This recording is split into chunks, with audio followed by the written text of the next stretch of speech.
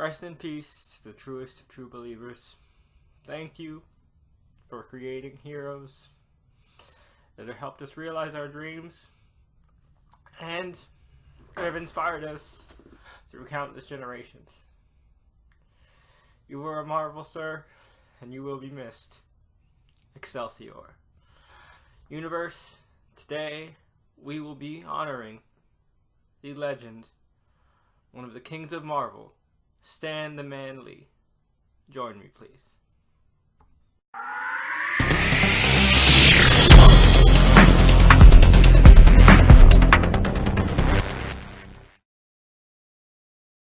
What's up, Youniverse, and welcome back. And this is going to be a serious and honestly very sad video, and I'm not gonna lie to you guys, I may cry. I may cry all throughout it because I've been putting this off ever since I heard the news, because I've just been in the grieving process, to be honest with you guys. And I know it might sound weird to grieve somebody who you've never met before and you've never had any like in-person contact with, or like isn't a member of your family. But this is a person who, he's been in my life for as long as I can remember, and he's kind of helped shape who I am. He's helped me form friendships that have lasted years, decades, and hell, this channel wouldn't be possible without him. And of course, as I said in the intro, we're talking about Stan Lee, the creator of Marvel. I don't need to tell you who Stan Lee is or what he's done, but I just kind of want to talk about what Stan means to me and what Stan means for this channel in particular and for us. So honestly, you guys, why I say this channel would not exist without Stan Lee, DPZ, C-Dubs, and I, the three, well, I had already, me and DPZ knew each other before we met C-Dubs, but the three of us actually met because a friend of ours, Chris the Mount Vernon Kid, had created a Marvel fanfiction site, and he had gotten the three of us on as writers, and the three of us instantly clicked. We became thick as thieves. We're obviously, as you can see, because we run a channel together, we're all super tight today, to this day, like 6 years later, and it's all because of Marvel. And Marvel, I mean, I'm never gonna say Marvel over DC or DC over Marvel, but Marvel means a lot to me in particular because of my condition. So for those of you guys who don't know, I have a condition called cerebral palsy. Walking is difficult for me. I can do it. I can use crutches to walk around, but for long distances and stuff, I use a wheelchair. So for a majority of my life, I've been in a wheelchair, and I've been different. People have, obviously, like, kids look at me in the mall and ask their parents quietly, like, "Mommy, what's wrong with his legs? Why are his legs broken?" Things like that.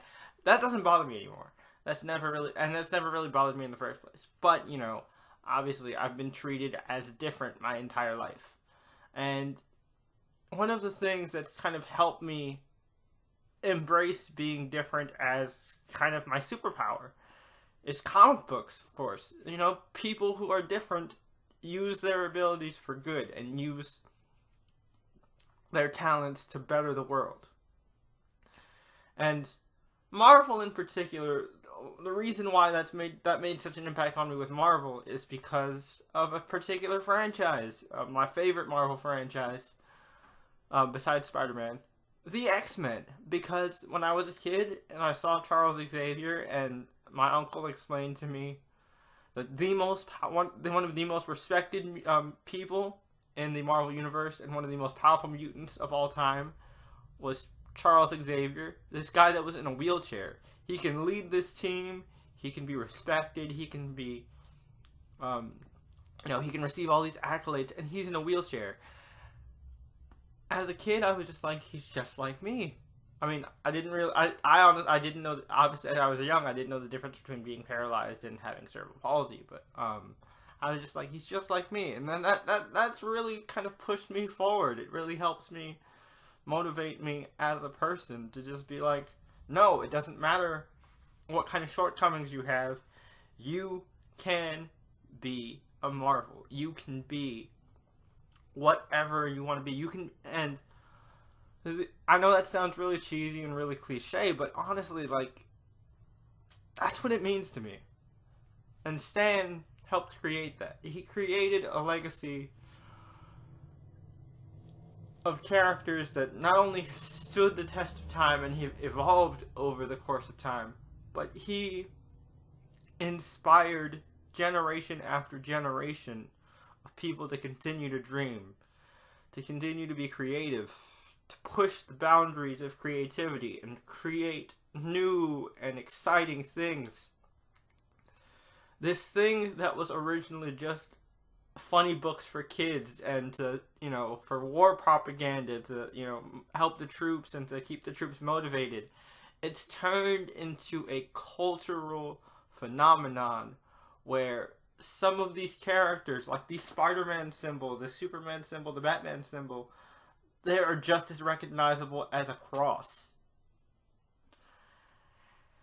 It's something that you can't even fathom to ever be able to accomplish in your life, and this man did it. Now, granted, I'm not gonna lie to you guys. He was 95. We all saw this coming. It was gonna happen eventually. He's not immortal. We know he's had declining health over the past years. But, my God, he lived to be 95. And he's done so much. And I feel like he's earned that rest. He's earned that chance to finally be with his wife again. And to finally, fully make up with Jack.